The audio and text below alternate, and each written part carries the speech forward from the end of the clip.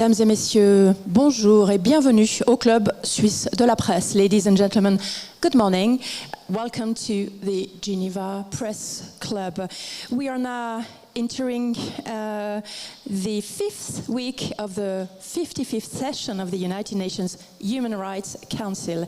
And we are pleased to welcome today here at Geneva Press Club a panel discussion from the MENA Rights Group concerning the misuse of counter-terrorism on civil society. MENA Rights Group is a Geneva-based legal advocacy NGO. MENA defends and promotes fundamental rights and freedoms in the Middle East and North Africa MENA region. Today's conference focus is on the unrelenting restrictions on civic space in the Middle East and attacks on civil society through the misuse of counter-terrorism legislation. And I'm very pleased to give the floor to Stephanie Nebehai. Stephanie is our moderator today. She's a journalist. She's a contributor to the Geneva Observer, and she also was the head of Reuters Thomson News Agency in Geneva. Stephanie, you have the floor, and thank you for being with us today. Thank you. Thank you. Okay. Good morning, and welcome to our audience here and to the larger one online. Okay, thanks. Okay, welcome to our audience here and to the larger audience online. So I'll be moderating what promises to be a lively and informed discussion, after which we'll open up for questions. Ben Saul, UN Special Rapporteur on promoting and protecting human rights while countering terrorism, is joining us from Australia. He will be the first speaker. He's newly appointed, actually, as in the Independent Post. He reported to the Human Rights Council earlier this month here and voiced concern on the misuse of counter-terror legislation in a number of countries, including the United Arab Emirates. Our other speakers are Ahmed Nouami, a UAE citizen and UK resident. I'll give longer introductions before I'm able to, before you speak. And then Falah Sayed at the far end, who's a human rights officer at the MENA Rights Group. And in the middle is Clara Gerard Rodriguez, a Paris-based lawyer with experience in international criminal justice. So just back to Ben. He's online from Sydney, and perhaps I just say quickly myself that the whole saga begins back in March 2011, when dozens of Emirati academics and judges signed a petition to the President and Federal Supreme Council calling for democratic reforms. And of course, this is against the background of the Arab Spring unfolding in the region. 94 people at that time were rounded up and charged with funding an organization allegedly aimed at overthrowing the government. They were tried at a mass trial in Abu Dhabi, and many were sentenced to 7 to 15 years in prison, including Ahmed, many after coerced confessions in what Amnesty International at the time called a grossly unfair trial. So fast forward to December 2023, and as Abu Dhabi was hosting the UN Climate Conference, UAE was hosting the UN Climate Conference COP28, new charges were brought against 84 of these defendants under counter-terrorism legislation, which was actually enacted after their initial detention, which were extended. So Ben Saul, who has taken up their case in a joint communication with other special rapporteurs to the government, to the UAE in early January, still awaits a government response, but I would ask him to please walk us through this current trial of 84 defendants and how it violates principles of international law. So over to Ben, please. Thank you very much, Excellencies, distinguished guests. Firstly, let me thank the MENA Rights Group and the Emirates Detainees Advocacy Centre for hosting the event and inviting me to speak. And also, I just wanted to pay tribute to their vital work in the region in defending human rights. It's so useful for my mandate and other special procedures to be in touch with those organisations and to get very important information from the region through them. And now, I thought I'd start by being a bit broader and looking at the wider framework of human rights abuses in the region when countering terrorism. Like my predecessor, I'll maintain scrutiny in my mandate on the impact of counter-terrorism measures on both human rights as well as civil society and civic space in the MENA region. Geographically, the Middle East and North Africa are among my priorities for the next 3 years, along with regional organisations that are active in the region as well, including the Arab League, the Organisation of Islamic Cooperation, and the African Union, among others. My predecessor undertook a global study on civil society. And in the course of that project, did a consultation in the MENA region. And I just wanted to flag a few of the key findings of that study, all of which are also relevant in the UAE context. Firstly, key finding one, from that study is that states use counterterrorism legislation that is premised on very broad and vague definitions of terrorism, as well as sometimes violent extremism or extremism, and that these are used frequently to restrict civil space and human rights. This is true at the national level, but also at the regional level through, for example, the definitions of terrorism in the Arab League Convention and the OIC Convention as well. It's present in the UAE's 2014 federal law on combating terrorist offences, the broad definition of terrorism, which has been used to counter peaceful activism and the activities of human rights defenders. UN experts, including this mandate, has previously warned that the 2014 counterterrorism law lacks legal certainty. It infringes on critically important rights and freedoms and doesn't meet the thresholds of international law of legality, necessity, proportionality, and non-discrimination. In addition, the terrorism label is used in UAE law to continue to detain for supposed rehabilitation purposes prisoners of conscience who have already completed their criminal sentences. And these kinds of administrative measures, which are a broader feature of counterterrorism law in recent decades, typically lack the required due process and judicial safeguards that we expect from such invasive measures. Secondly, I wanted to point out key finding 3 from the global study of my predecessor, which indicates that there is a kind of growing pattern of listing individuals or groups as terrorists, subjecting them to travel bans, asset freezes, employment restrictions, and so on, which is prevalent in the MENA region. Again, these are often based on very broad definitions of terrorism. Sometimes they have very low thresholds of proof. So in one MENA country, merely viewing WhatsApp messages or joining a Facebook group is enough to get you listed as a terrorist. They typically lack adequate due process safeguards and judicial protections. And again, they've been used and misused against human rights defenders and civil society. Indeed, 4 members of the UAE 94, so that is the first trial conducted in 2011-2012, were included in the UAE's national terrorism list in 2021, in addition to being criminally charged with various offences. Thirdly, I wanted to point out key finding number 4 from the global study, which is that in the MENA region, national judicial systems are often unable to exercise sufficient independence from the political branch and to ensure adequate fair trial standards in conformity with international law. There are so many abuses prevalent in the region, false charges, forced confessions, torture. the use of military or ad hoc or emergency courts. We mentioned the problem already of political interference in the judiciary, including in appointments and dismissals.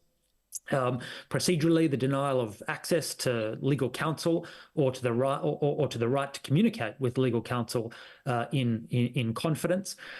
Risks of reprisals against lawyers and even imprisonment of lawyers who defend activists or political opponents. Trials in absentia as a technique of transnational repression when human rights defenders or dissidents are overseas.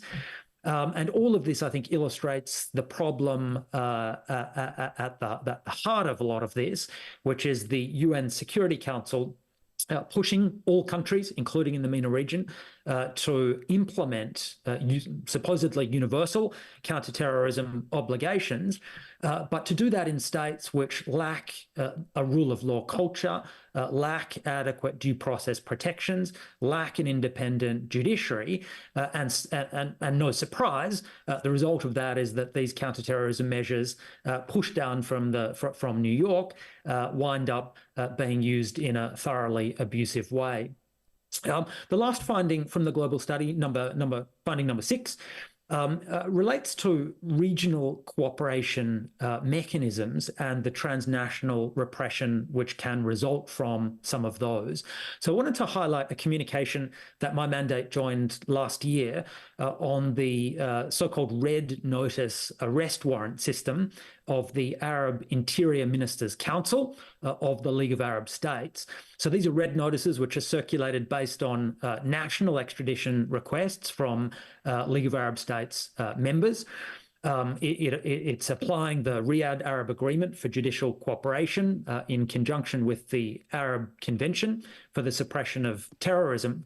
And the problem with these red notices highlighted in our communication is that there are risks in their application of violating the principle of non-refoulement, risks of discrimination, a lack of due diligence in human rights risk assessments, a lack of fair trial, and infringements on freedom of opinion and expression. These red notices are based on a broad, vague definition of terrorism, subject to wide and abusive interpretation, doesn't satisfy the principle of legality. There's a lack of basic human rights safeguards in the regional cooperation instruments. There's a lack of protection against political motivation in the misuse of these red notices. Even less so than Interpol, whose red notice system itself has been abused over the years. And of course, there's no process for appealing the issue of red notices. And one member of the UAE 94, that's the trial over a decade ago, just last year, was extradited from Jordan at the request of UAE. He was arrested in Jordan. The Jordanian courts actually refused his extradition, but Jordan went ahead anyway based on an Arab Interior Minister's red notice and sent him back to UAE anyway. So I want to turn now to focus on the UAE 87 trial. So this is the most recent round of mass trials against activists in the UAE. It is a terrible example, really, of the misuse of counterterrorism measures against civil society and to crack down on civic space. It's had a chilling effect in terms of deterring others from this kind of activism. And of course, this trial is a deeply regressive step, given that the UAE is currently a member of the UN Security Council's Counter-terrorism Committee, and as a member should be upholding best human rights practices. So this is a communication which my mandate and 9 other mandate holders sent earlier this year. Most of the members of the UAE 87 were also members of the UAE 94 the last time round, a decade ago. They include academics, judges, lawyers, human rights defenders and students. And the first time around, a decade ago, they were broadly charged with founding, organising, administering an organisation aimed at overthrowing the government. And this came after they demanded political and economic reforms during the Arab Spring. Now, the earlier trial, the UAE 94, has also been the subject of various communications from special procedures, as well as an opinion of the Working Group on Arbitrary Detention, finding that the detention of 60 of the defendants in that earlier trial was arbitrary. Now, in December last year, further charges were laid of different charges this time of establishing, supporting and financing a terrorist organisation under the 2014 counter-terrorism law. And the problem essentially is that these charges really relate to the same conduct for which many of these defendants were charged the first time around a decade ago. And in our communication, we expressed deep concern about a likely violation of the prohibition on double jeopardy for bringing these charges a second time around for essentially the same conduct. These charges also carry severe penalties, including life imprisonment and up to the death penalty. We also expressed concern in the communication about procedural irregularities and fair trial defects. There are numerous defects. Some of the detainees weren't even informed of the new charges against them, didn't have meaningful access to a lawyer, didn't get to see or meaningfully test the evidence, didn't have adequate time and facilities to prepare their defence. The trial, when it was conducted, was held behind closed doors, excluding family members and the media. There are allegations of solitary confinement, enforced disappearances, torture and other ill treatment, and, as mentioned earlier, forced confessions.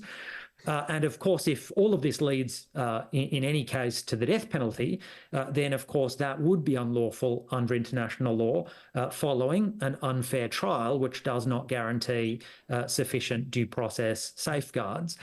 In addition, as mentioned, the underlying definition of terrorism used operatively in these cases itself does not satisfy the principle of legality and non-retroactivity under the International Covenant on Civil and Political Rights.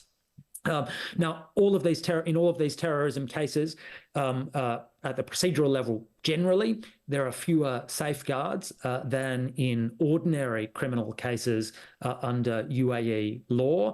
And this is a problem pointed out in the Universal Periodic Review last year of the UAE, which recommended the revision of UAE's counter-terrorism law to align it with human rights and to ensure that terrorism is not a ground for limiting public dissent.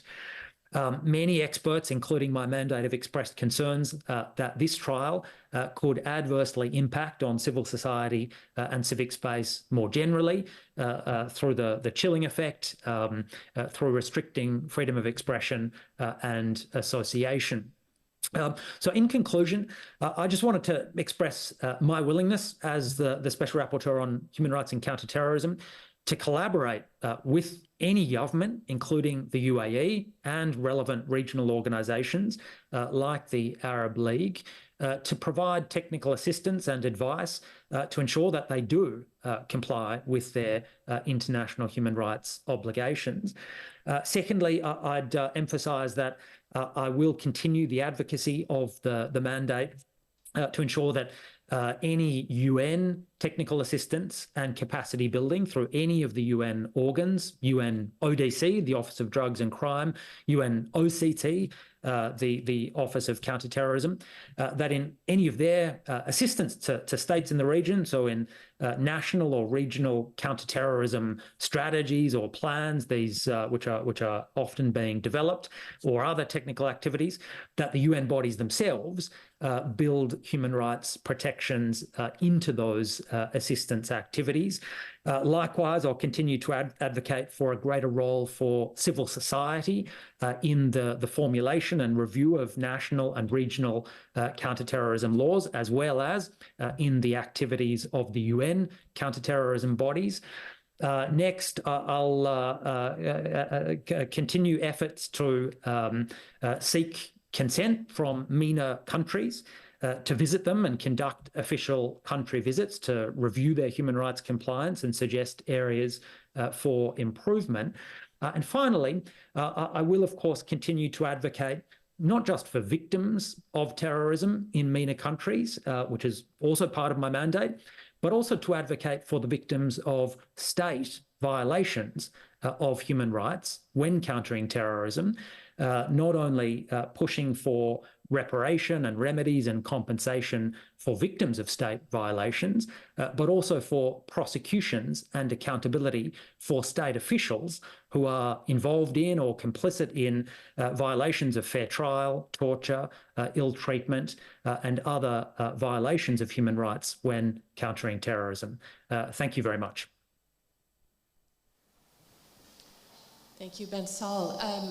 I'm not sure whether we have any questions yet online for you as we start the session. Otherwise, perhaps I could just jump in and ask you what your hopes are for a dialogue with the UAE government. You've opened this channel through this joint communication in early January. The government, I see, has asked for an extension. They should have replied in the first three months, but they have asked for an extension, which will be up in a few weeks, a 1-month extension. So perhaps you could just say what your channels are of communication with the government and what your hopes are for that going forward. Thank you. Yes, of course, we await the UAE government's response. And of course, government responses can often be very useful in shedding light upon the government's interpretation of legal issues, their application in their view of human rights standards. They can sometimes request assistance. Sometimes they respond favourably to suggestions made in communications from special procedures. So we look forward to that response and encourage the UAE, as we encourage all states, to respond fully and in as much detail as they can give to help us better understand how they interpret and apply their human rights obligations. We've also requested a meeting with the UAE government. We're yet to arrange that meeting, so I'm hopeful that the UAE will continue to consider that request and at some point in the near future agree to meet with me so that we can discuss these issues in more depth. Of course, I encourage civil society and other states, of course, to take up these concerns with the UAE government. I mean, it's always important that we have as many voices as possible, bringing pressure to bear on states so that they know that their potential violations of international law when countering terrorism are being scrutinised, are being watched very carefully by a wide array of actors, whether that's their peers in the UPR process, as recently, special procedures, the Office of the High Commissioner for Human Rights, but also, through other channels. I mean, I mentioned they're on the Counter-terrorism Committee. Those UN counter-terrorism bodies are, of course, another potential avenue for exposing potential violations by states when countering terrorism and hopefully nudging them to clean up their act. I mean, I think what needs to happen in this case, of course, is that frankly, these charges need to be dropped.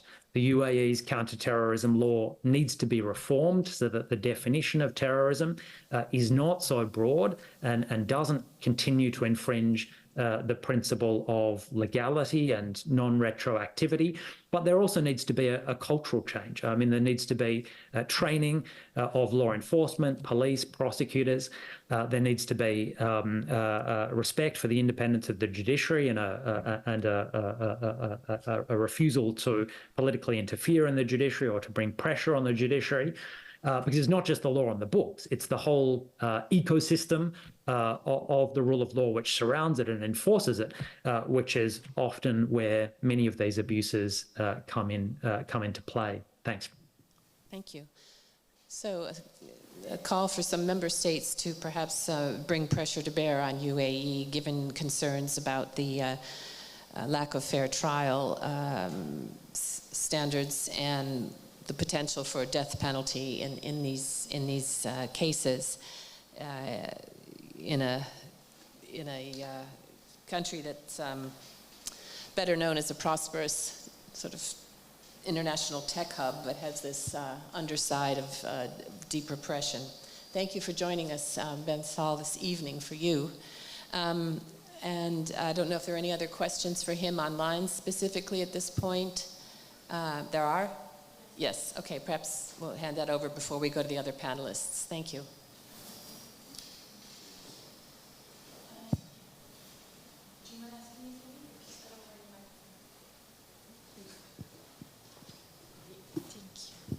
So you mentioned the use of red notices and the role of Interpol.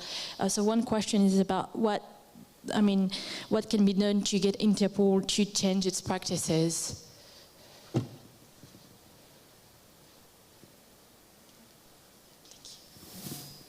Yes, thank you. And look, on Interpol, I do think that Interpol has become much more aware of and sensitive to this issue of the political abuse of red notices, and has been making considerable efforts to improve on that front. I think there's a way to go, and one of the things my office has been considering and hopes to do over the coming year is to issue a communication potentially to Interpol on this issue, to the extent that there are still abuses in that process. Likewise, on the Arab interior ministers, I mean, I mentioned there has been a communication on that one previously, but in my first report first thematic report to the General Assembly in September this year, that report will be on the compliance of regional organizations with human rights when encountering terrorism. And so you can certainly expect the Arab Interior Minister's Red Notice system to feature in that report as well, and hopefully bring that issue to a wider audience of all member states of the General Assembly in New York as well. Thank you. Thank you very much for the Special Rapporteur for joining us and keeping us posted on this file. I think maybe now it's time then to pass over to some of our other panelists. Ahmed Al-Nouami, who is an education specialist who was convicted in absentia in 2013 as part of the first group of the 94 to 15 years in prison, and was subsequently put on a UAE government terrorist list before the new charges were brought. So he is also part of this, the second group being retried. His brother, your brother Khalid, is who has completed his prison term last October, actually, after being detained. Is still detained under the 2014 counter-terrorism law. Could you tell us about perhaps your family's efforts, your experience, and then your family's efforts to contact him and to free him after all these years, and what your main concerns are? Thank you. Thank you very much. First of all, I would like to thank Mina and to have us here today, and thank Mr. Ben Saul for his effort, especially trying to have contact with open communication with the Emirati government which I believe that will make really change in this issue. I think that will end showing the United Arab Emirates government that they are not aware about and what the world think about this action and this behavior against the activists and against the people who call for democracy and their right of free speech. This is a great opportunity to thank him and his team for this effort, and I can't actually express the feeling of the family when they see this support from the world. This is very important to mention today. Thank for everyone, for the speaker of the panel today to be here to support us in our issue. And first of all, I can't ignore what is happening in the world today, especially that we are talking about the human right. We can't ignore what is happening in Gaza today, and this terrorist action that we see every day against the civilization and the civil people who are killed every day and every second. And we call now for ceasefire now from those people who already killed more than 30,000 of them. And 2 million people are facing the death penalty in the eyes of the world. Now going back to our issue, talking about this issue, it's started since the Arab Spring, when the Emirati government react aggressively against the people who called for democracy, and that was only a letter.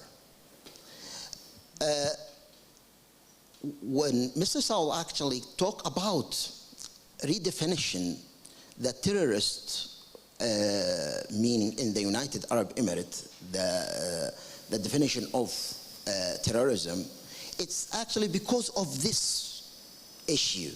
Because of this issue, to stop calling for democracy and for freedom of speech in the United Arab Emirates.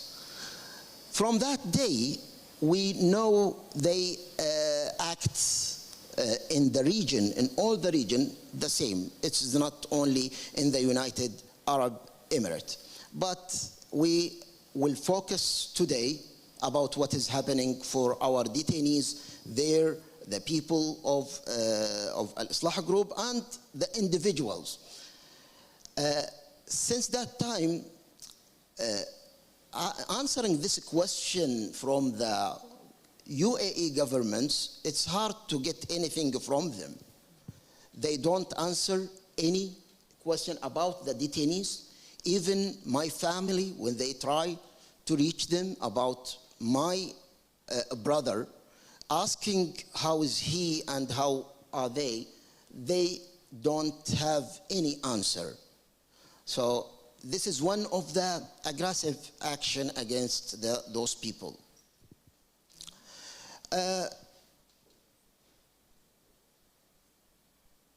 We know that they work with this issue in double standard with the people.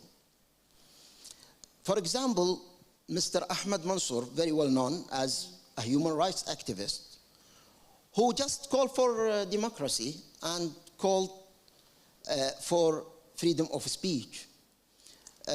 He is now one of those people who are called the issue that called it the Emirati 84.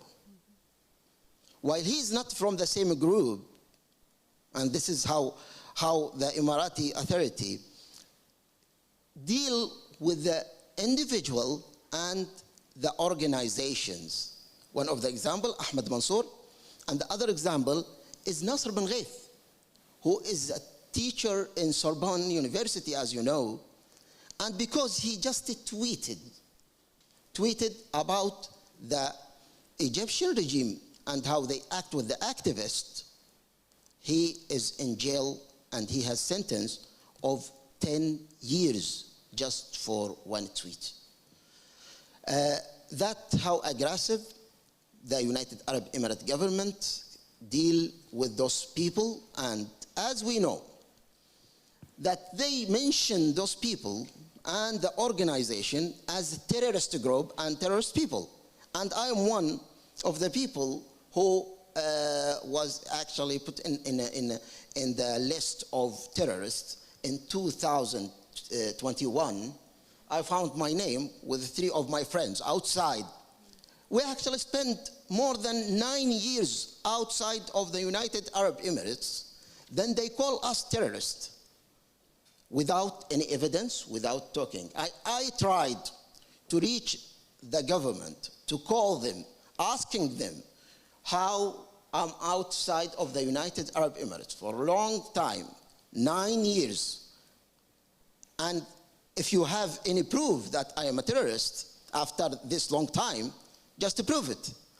I am in UK and I have no problem at all.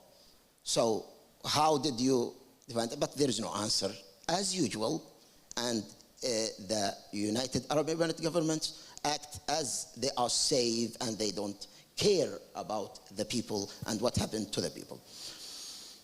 The UAE 84, now they retrial again and they face death penalty with the new legislation that the government came up with in 2018. This is a new one, actually, not before they arrested. This is a new legislation that they came up with just to send them to the death penalty or life in prison. How is that? And this is against the law, as we know.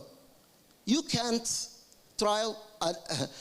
have another trial with the same problem and call it terrorist group while it wasn't a terrorist group, while it was a peaceful organization. Al-Islah group, it's known very well in the United Arab Emirates society as a peaceful organization which is under, even if it's work actually under the government. There is no problem with the government. It had been there for a long time, from 1974. It's established in 1974. Now they use the terrorist definition against this organization, which did not show any terrorist action. About my family and how they face really a great problem, reaching my brother. My brother has been disappeared for a long time since the pandemic, COVID-19 started. They could not visit him, and they don't know anything about him except some calls came from him. But now, more than 9 months now, they haven't heard anything from him except before the trial. He called them, telling them, please hire a solicitor or a lawyer for me for a new trial. I don't know anything about the trial. That's what he said. I don't know. And all the detainees called their families to say the same thing. We don't know anything. What is the charge? We don't have anything about, we don't have any idea about what would happen and what is the new trial is about. When they went to the court and they actually let some of the families to attend the trial, they were facing many problems, even undermining them and being aggressive to the family in the court and let them be away. Even they cannot go to the room of the court. They just watch the trial from another room, watching a screen without even the voice. They can't hear anything. Some of the time can hear, and some of the other time that they can't hear anything. So it is very obvious that United Arab Emirates government, they deal with the family even aggressively. The family are banned from travel. Most of them are banned from jobs. They can't even open their businesses. Some of them cannot study. They cannot continue their study. That's part of my family as well. Even my mother, who is now 90 years old, she can't travel, she can't go anywhere because of this behavior and this action. And I lost my son, who died 3 years ago because he can't travel. He banned from travel. So this is the way this government deal with our families, and especially who are inside. We know now that all of the detainees are in the solitary confinement for a long time. Some of them spend more than 2 years now in the jail, in solitary confinement, without any reason. And then they brought them to the trial. So this is one of the problems that they face. We don't know. They are tortured to sign any paper that they want to do. Okay. Now we understand that Emirati authority, they use the definition of terrorism just to punish the opposition, or calling for democracy, or even the freedom of speech. Anyone can speak loudly for the human rights, like Ahmed Mansour again. They use this definition just to punish them and to act aggressively. Now, if we look at the behavior of the United Arab Emirates Authority, it's not only in the United Arab Emirates land, it's outside, even in Yemen. In last January, we saw a documentary coming from BBC. And we saw in that documentary how United Arab Emirates use the terrorist groups, which has bad reputation, like Blackwater and Al-Qaeda, to kill the activists of Yemen. And we know they support what happened in Egypt, and even now they have good relation, very good relation with Syria regime, and with Russia, and with Iran, and with Israel, who they actually act as terrorist states and terrorist government. I'm asking now, we are asking that this is the end of my speech. We are asking how long it will be that United Arab Emirates feel no problem to act as that aggressive for their people and for the activists that we know them very well, that they are peaceful, they did not do anything. How long this government will feel safe and feel no problem in the world, in the eye of the world? We have to ask ourselves. And again, I have to thank Mr. Saul for act and to do something. He and his team, thank you very much, and thank for everyone who act for us. Thank you. Thank you. Thank you, Ahmed, for sharing your personal testimony and your concerns about your brother, who is among the 84, and your call for the UAE to stop its repression of peaceful activists. I think we're going to turn the floor over now first to Falah Sayed of the MENA Rights Group, the Geneva-based NGO doing advocacy. And perhaps she would like to make some comments on UAE and broaden it slightly also in terms of concerns about other countries in the Gulf, or over to you. Thank you so much, Stephanie, and thank you so much, Ahmed, for your moving testimony. So as you said, Stephanie, we're operating, in a context of a mass crackdown on public dissent that has been going on in the UAE for the past 10 years, approximately, when, in 2013, a crackdown has taken a turn when 133 lawyers, judges, and activists were arrested for signing a petition that was just asking for democratic reforms. The authorities did a campaign of mass arrests following this petition, and a mass trial ensued with 94 defendants, which is now commonly known as the UAE 94, which we have extensively covered. And 61 of these 94 defendants were sentenced to from 7 to 15 years in prison, based on mostly self-incriminating, coerced confessions. And since then, civic space in the UAE is practically non-existent. There is clearly no safe space for civil society members to advocate for the release of detainees, and several human rights defenders are still imprisoned for their activism. The only very, very slight exception that we saw over the past 10 years was during COP28, where an event was held to advocate for detainees. But obviously not with the cooperation of the UAE authorities. It was held under the umbrella of the UN.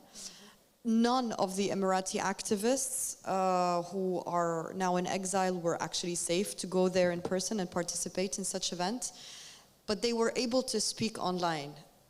And for some of the defendants of the UAE 94 trial, this was the very first time they addressed a public in the UAE, although it was online.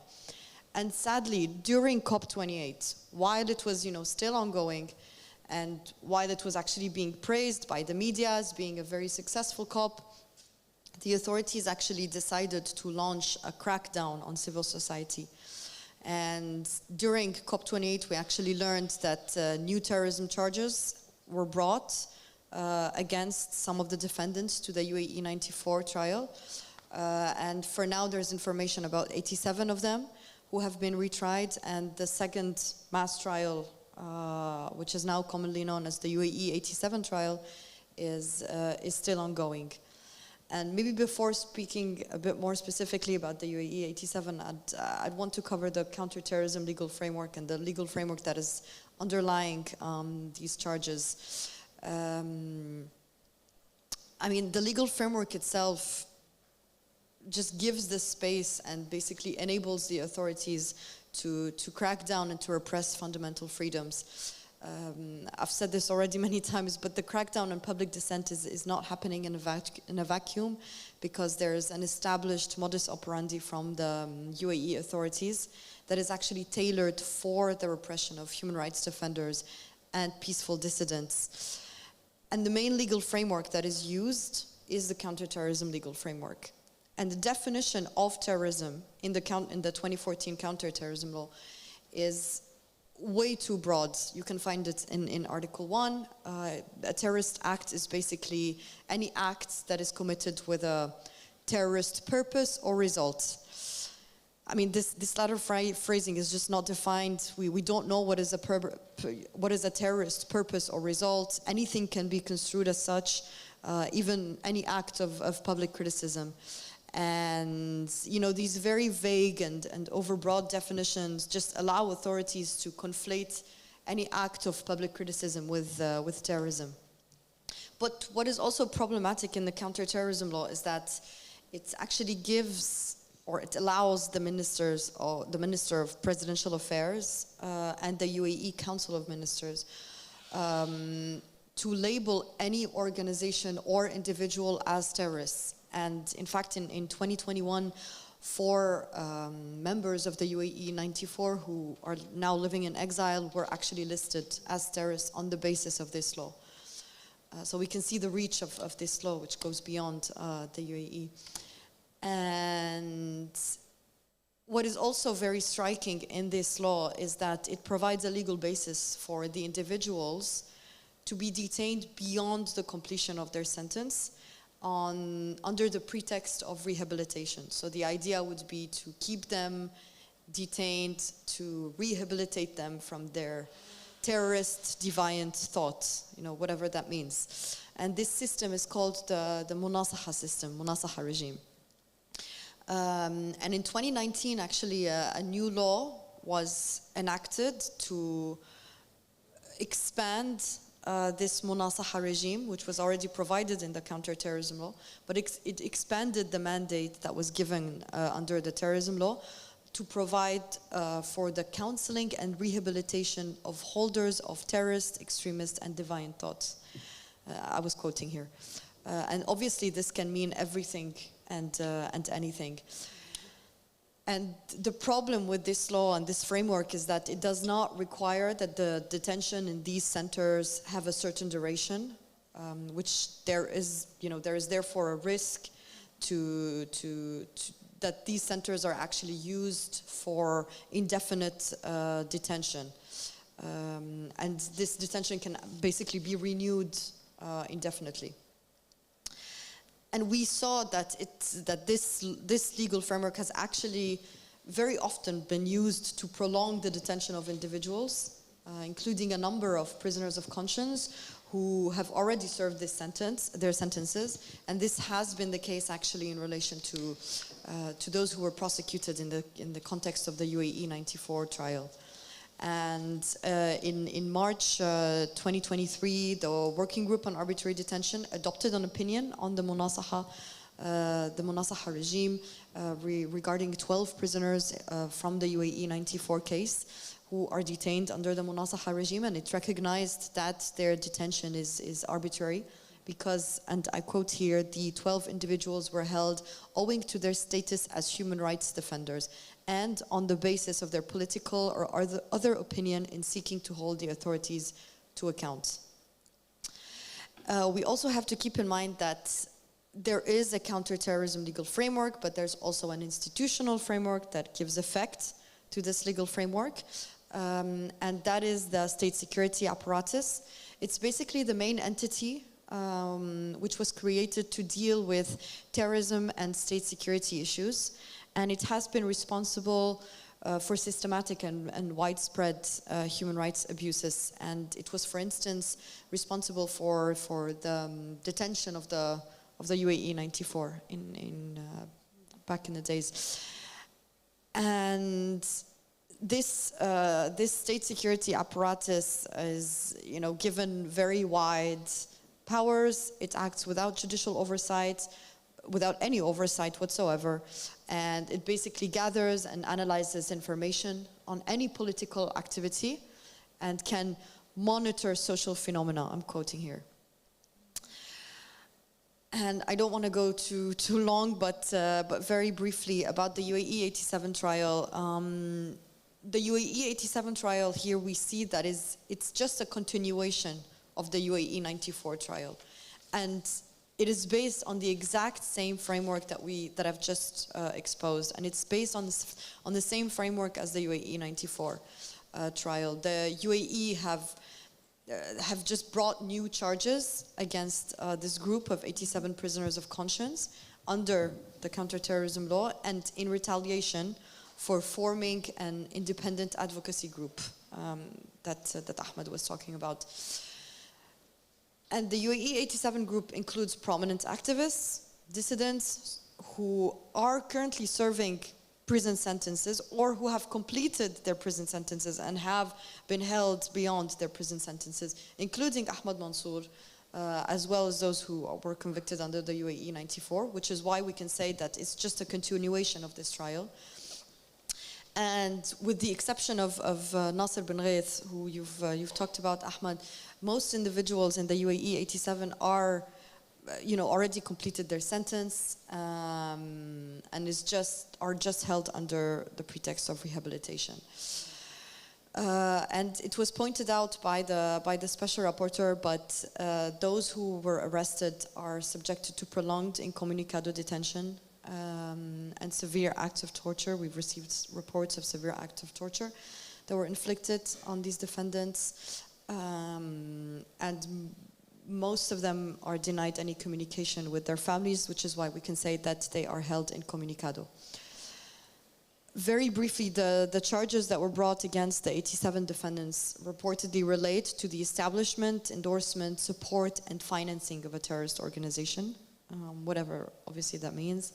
And according to the Emirates Detainee Advocacy Center, 43 of them have been charged with establishing a terrorist organization, and 44 with supporting and endorsing a terrorist organization.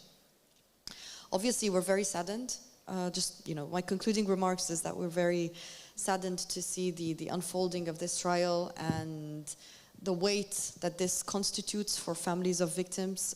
We can't imagine how much it might be. Hard to see this. The defendants are all just human rights defenders who have already served lengthy sentences for simply asking for democratic reforms. And we're very hopeful to see that the UN has reacted in a timely manner to this, and that it has reiterated its concerns regarding the counter-terrorism legal framework to silence dissidents. And as the UN has correctly pointed out, many of the defendants are currently held incommunicado, being denied contact with their family. And yeah, I mean, what is quite worrying at this point is that this trial has just been unfolding during COP28, but in a complete media blackout. Nobody has talked about it. We can see that there has been no coverage whatsoever for this trial. Right. And we continue to advocate for the immediate and unconditional release of all the detainees and the protection of their rights. Thank you, Fala. Thank you for that explanation of the legal framework, and then your concerns about these defendants being held under the pretext of rehabilitation beyond their sentences that they've served. Just before we take any more questions, we're going to move over to Clara Gerard Rodriguez, who's a Paris-based lawyer with expertise in international criminal justice, and who would like to address some of the issue of avenues or pathways for potential redress or accountability, given the widespread violations that have been documented. Thank you, Stephanie. Absolutely, I think one of the main questions this panel is leaving us with is what do we do from here? From a legal, from a judicial standpoint, what can we do to seek accountability, to seek redress for victims of these gross human rights violations? What are the avenues opened for this? So at the international level, the Special Rapporteur has pointed it out, the UN Working Group on Arbitrary Detention would be the primary body with a mandate to investigate and to report on all situations of deprivation of liberty that can be characterized as arbitrary detention. And what maybe is important to stress here is that the legal definition of arbitrary detention is actually quite broad. It may be actually much broader than the common sense, common acception of the term, which would refer to kind of like an absolute power to detain anyone who doesn't please the monarch or the ruler. Under the legal definition, the international legal definition of arbitrary detention, it actually covers quite a wide range of situations. For example, of course, when no legal provision provides for a legal ground for detention, but also when a detainee remains incarcerated after the completion of the sentence, when the detention is a result of the exercise of freedom of opinion, of expression, the freedom of assembly or association, or even the freedom of religion. Arbitrary detention also covers detention based on discriminatory grounds, including on political opinion or other opinions, when the detention is a result of a detainee status as a human rights defender or as a political opponent or dissident. And lastly, arbitrary detention may also be the result of a situation where the non-observance of fair trial rights is of such gravity that the detention itself becomes unlawful, becomes arbitrary. This would be the case, for example, when the conviction is based on coerced self-incrimination or confession obtained through torture or ill treatment, when the accused didn't get legal assistance, didn't get the right to counsel, couldn't effectively understand the charges, know the charges, or effectively challenge the charges and evidence brought against them. And so based on this quite broad definition of what is arbitrary detention under international law, we can see that the allegations that have been brought to the attention of the public and of the special rapporteurs in this situation may very well trigger the application of this definition. So what does it mean? Well, first it means that if these allegations are verified by the UN Working Group on Arbitrary Detention, the incarceration of at least some, if not all, persons detained following the UAE 94 and UAE 87 trials would be unlawful under international law. It means that the victims of such human rights violation would be entitled not only to immediate release, but also to reparation and compensation. It means lastly that the states that either perpetrated or enabled this human rights violation would be in breach of their international obligations. It means, and maybe that's the most important part, it means that these conclusions of the human rights, the United Nations Working Group on Arbitrary Detention or other special mechanisms, special rapporteurs, could be used before other forums, before other bodies of law as evidence to seek accountability or to seek redress. Ben Saul, the special rapporteur, interestingly mentioned the issue of Interpol red notices that have been issued by the UAE against some of the people, the persons either prosecuted or sentenced following these trials. Well, before Interpol, there is a body called the Commission for the Control of File, before which you can apply for the removal of a red notice that has been issued in violation of human rights, including fair trial rights. So using, for example, the conclusion of a body that is as respected as the Working Group on Arbitrary Detention, you could seek the removal of red notices before this Interpol Commission. You could also use this evidence to seek the prosecution of persons, individuals who have perpetrated or have committed crimes related to the situations of detention. So while arbitrary detention itself is not a crime under international law, torture is, inhuman treatment is, enforced disappearance is. And the persons, the individuals who committed or who enabled the commission of these crimes could face criminal charges, could face the criminal liability before international and domestic courts for the commission of these crimes. So this criminal liability, it could be sought after before, again, quite a wide range of jurisdiction. Of course, the most natural avenue would be the criminal justice system in the UAE, but we can imagine that in such situations where you have crimes committed by state apparatus or representative of government or national bodies, it may be quite a difficult avenue to explore. But there are others. There are so international courts may not be quite useful in this present situation, notably because the ICC doesn't have jurisdiction over the situation of the UAE, but it could be explored in other situations, and we know that the ICC has conducted either preliminary examinations or investigations into cases of detention-related crimes, including the so-called CIA black sites in the Middle East and in Eastern Europe. And so this is one avenue that can be explored. And of course, the other one is the jurisdiction of foreign criminal courts and foreign judicial systems for the commission of international crimes under a mechanism known as universal jurisdiction. So universal jurisdiction will give jurisdiction to the domestic tribunals and courts, mostly of European states, to investigate, to prosecute, and to trial international crimes committed abroad, including when they are committed against foreign nationals, by foreign nationals, and there is no link with the country in which those crimes could then be investigated and prosecuted.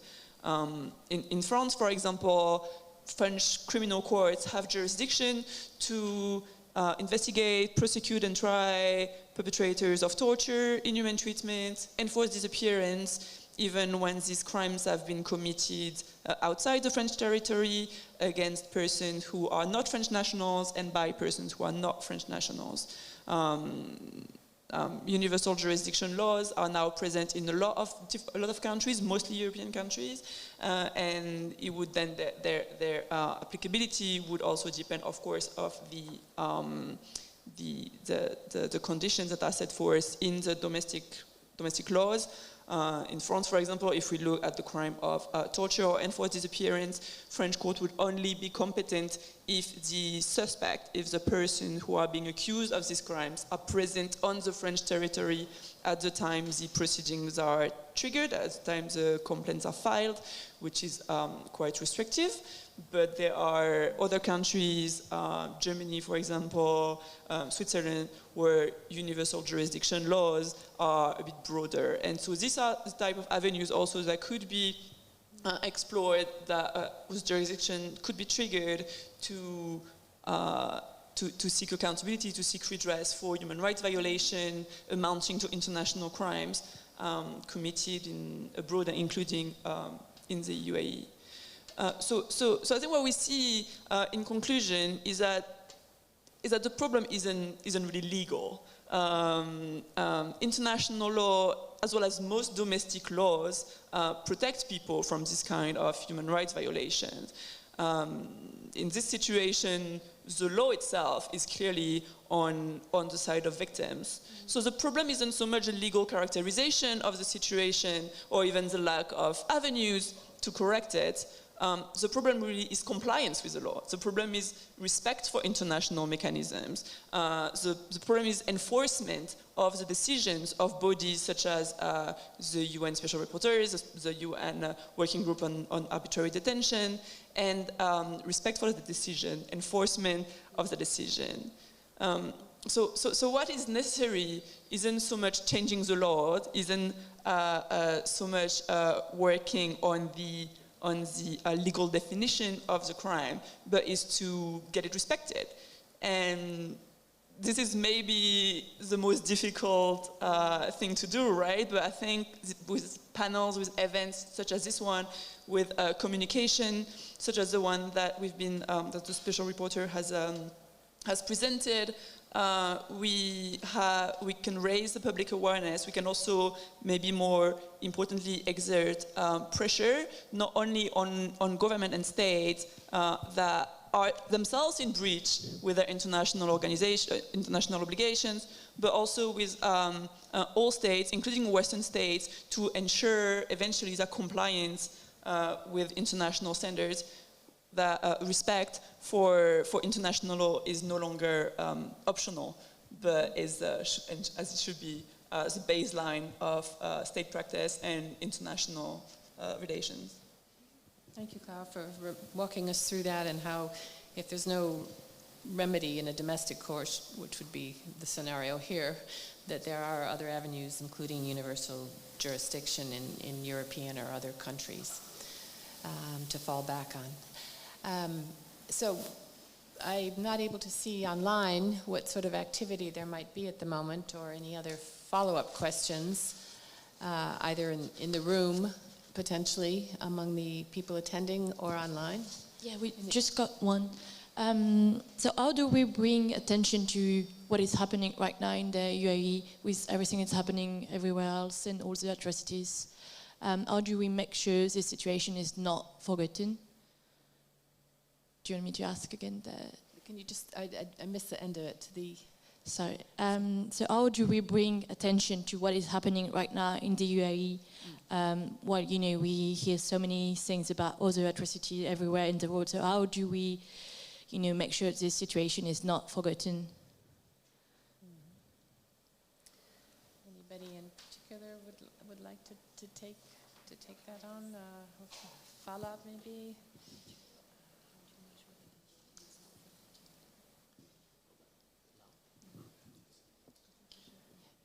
Ahmed. Thank you. Thanks. Actually, like this panel, we are making sure that we raise this issue all the time.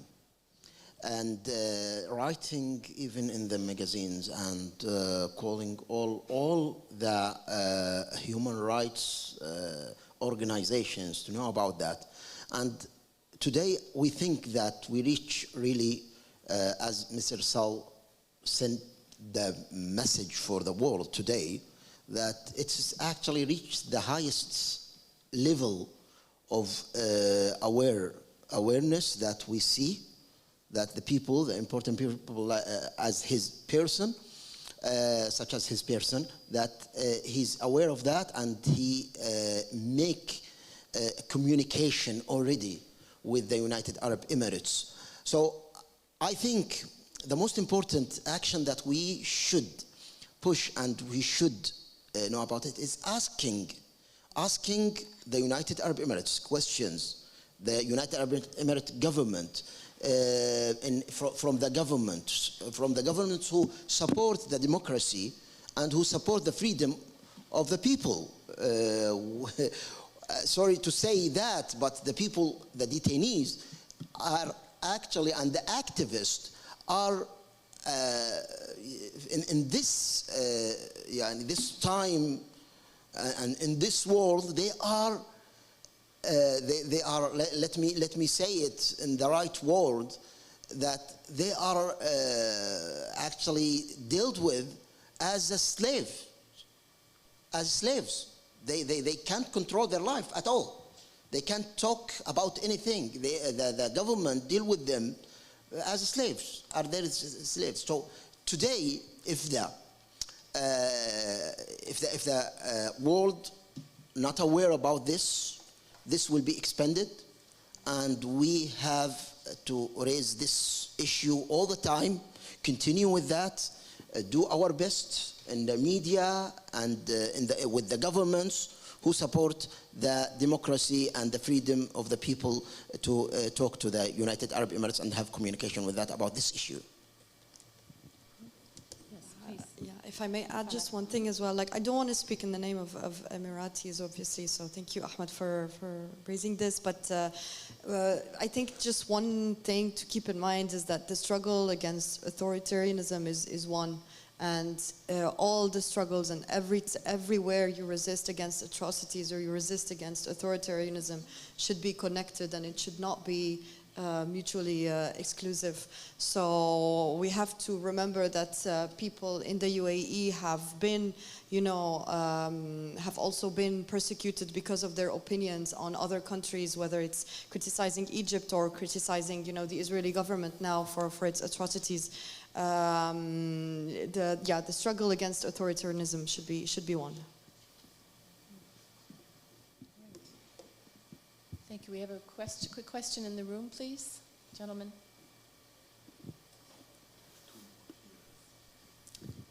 Thank you very much for your interesting and important declarations. My name is Ricardo Espinoza. I am working for an NGO regarding the human rights violations, mainly in Turkey, against the Gül movement.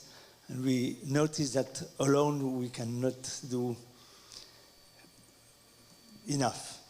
That's why we need the support of you as lawyers, other NGOs, special procedures, and other UN experts, we noticed that if we go to try to convince member states, they do have their own agendas, their own strategies, and they frequently say, we understand your problem, but we can't do nothing because we have good relations with Turkey.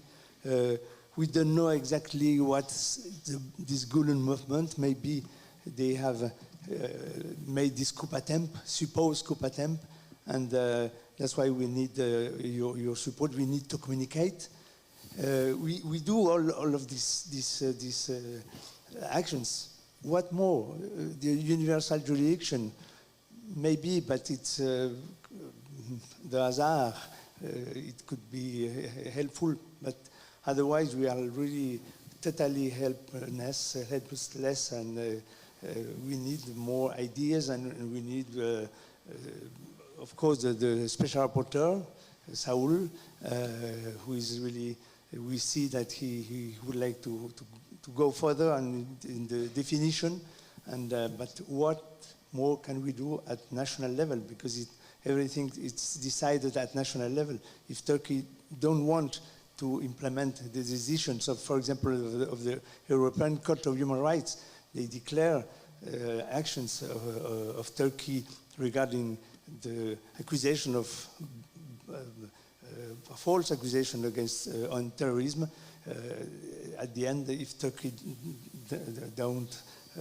if they don't implement the decisions, what can we do more? Thank you. Thank you. No, absolutely, and you're completely right that the main problem we're facing here is that the legal avenues that exist, the mechanism exists, the laws exist, the system, like universal jurisdiction, they exist. The difficulty that we have is to actually see them used and enforced and taken all the way to solutions, to decisions, and for these solutions and these decisions to then be respected and enforced. In justice systems, in France, for example, in most European countries, the international justice systems, bodies like the International Court, like Interpol, like the UN, also face their own issues. They are often, if not always, underfunded. They lack the means, they lack the tools, they lack the enforcement force sometimes to really take the actions to the end. They sometimes, very often, lack transparency. They are also under political pressures many times. And so, but we see that things are evolving, that things are changing, and especially under the pressure of civil society organizations. We see that, for example, in France, universal jurisdiction laws recently has evolved to be less restrictive. Some of the conditions to trigger universal jurisdiction have been lifted, and mostly following the work, the activism, the awareness efforts that have been conducted by NGOs, either independently or in the context of some cases, some trials that have been taken before French courts. And so we see that slowly things are moving, things are evolving, but I think you're absolutely right in what you said, and in what Fala said also, that it cannot be, like, individual actions alone won't be sufficient. And working at a more, like, maybe broader level in relation with, like, activism, activists, NGOs, CSOs from diverse backgrounds, regions of the world, facing maybe sometimes different issues, but also ultimately working towards the same goal, would I believe give them a bit more strength and power to really push the system so that what exists is fully explored and fully used to the best extent. I think we've probably run out of time. There are some more questions. If we're able to continue. Yes, please. Do you need a microphone? Oh. There's a speaker coming.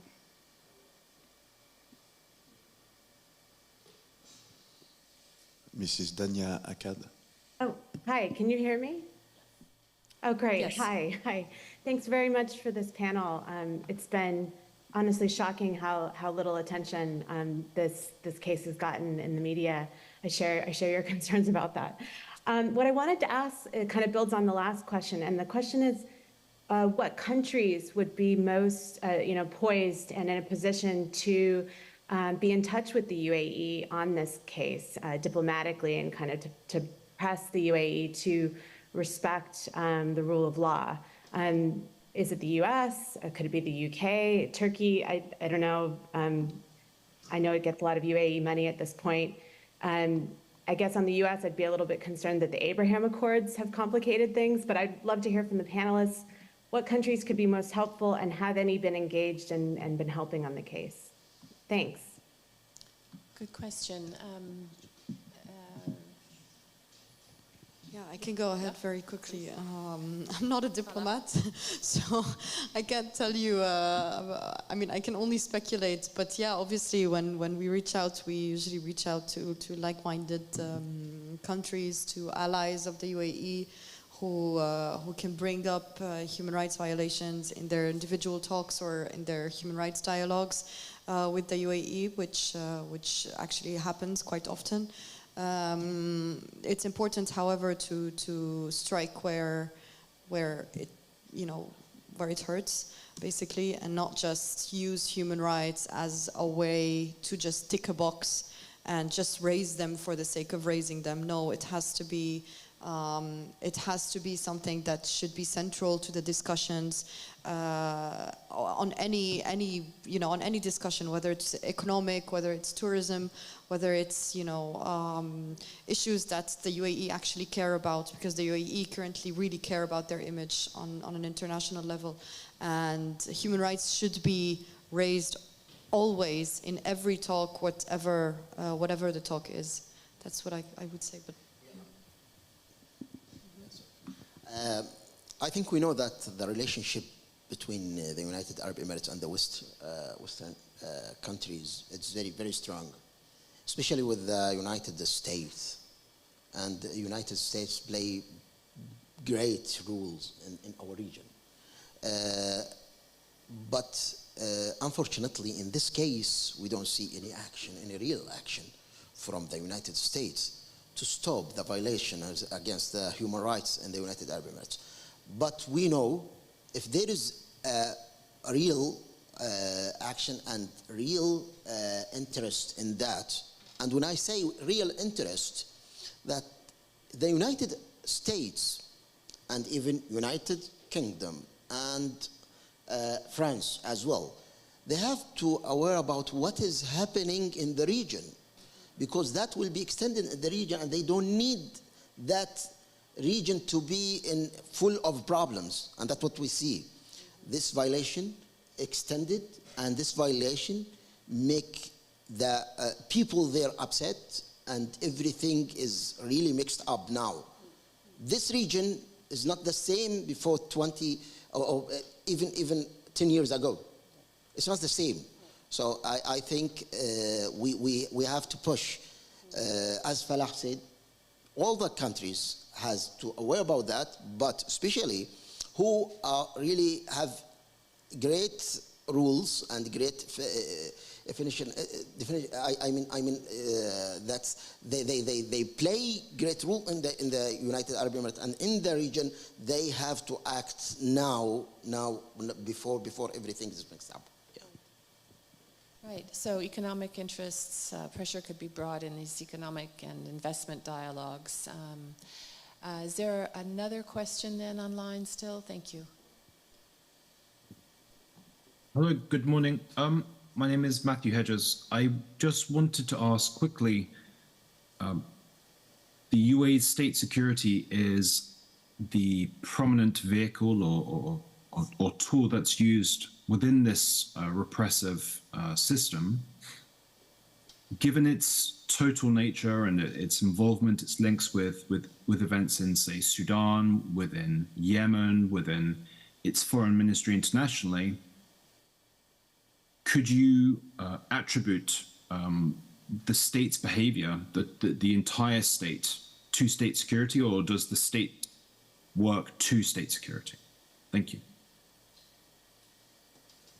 Okay, question from a former detainee then would, okay, Fala. I feel a bit weird answering this question considering Matthew is the expert on state security. So yeah, I mean, I can only say that yes, we could, I guess, attribute the actions of the state to the state security. I think the state security plays a central role in the crackdown on public dissent. And obviously, you know, giving an institution this broad, you know, and very, very broad powers can only be all the more dangerous. So yeah, I don't know if I'm in position to say more about this, but please go ahead, Ahmed. To answer this question, actually. And I thank Matthew for raising up this question, but I think he's the best one to answer this question. This problem now, we see it in Sudan and Yemen and everywhere. And we think that it's taking a place everywhere, and it will be increased in the future. But I have no answer more than that. Yeah. Right.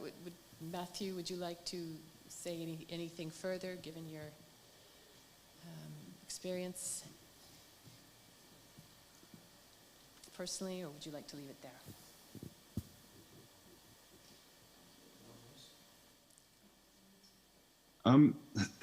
Thank you for the responses.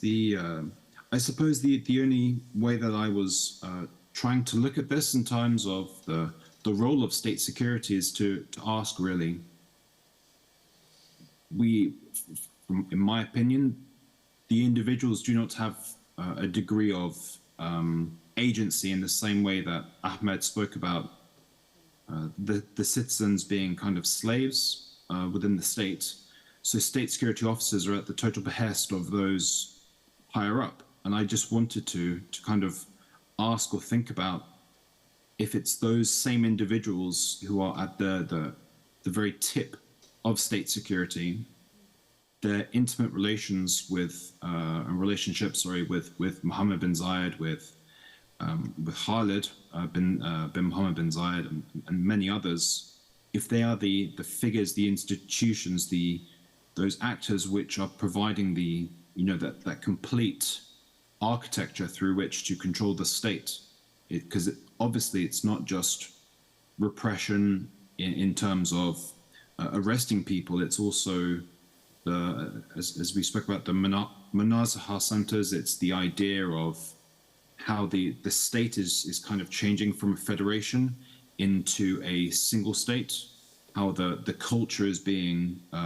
homogenized. Everything is changing into something that is far more regulated and state controlled, at least to my mind. But Ahmed, it'll be interesting to see if you agree with that. I totally agree. Yeah. I think just to sort of wind up. With thank you to the panelists and to Ben Saul, who is waiting for the UAE government response to the joint communication. I can't help but notice that the government wrote back saying they needed another month, which would of course come at a period when the Human Rights Council would not be in formal session, and they might not be as subject to diplomatic pressure at that time. But the rapporteur has pointed to very worrying patterns of torture and unfair trials and solitary confinement for these defendants, the 87 who some could face potentially the death penalty. And he's also made it clear that other member states of the UN must weigh in on UAE's human rights record in their bilateral dialogues. And bearing in mind that the state officials who have been complicit in torture and other violations could be held to account through someday through potentially universal jurisdiction or another legal pathway. Up the road there is something called the Syria, the mechanism on the Syria war crimes, and they have been documenting war crimes on all sides for the last 13 years, and have made submissions to universal jurisdiction trials going on in Germany and other domestic courts to prosecute alleged perpetrators.